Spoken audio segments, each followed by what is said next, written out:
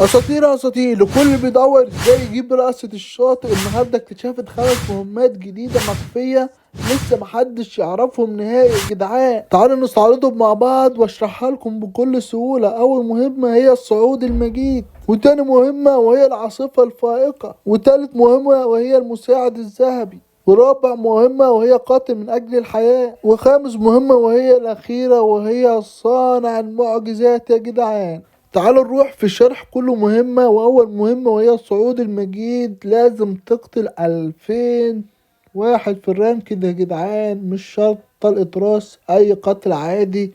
والمهمة دي هتاخد من خلالها 450 نقطة يا جدعان. مهمة وهي مهمة المساعد الذهبي، لازم تساعد زميلك أو زملائك 2500 مرة، واول ما تساعده لازم يجيب كل، يعني اول ما تساعده كده ويقوم يجيب كل او انت تجيب كل. وتالت مهمة وهي مهمة العاصفة الفائقة، ولازم تقتل 800 شخص طلقة راس، ومن خلال المهمة دي هتقدر تحصل على 170 نقطة، وكمان تقدر تاخد الشعار ده يا جدعان.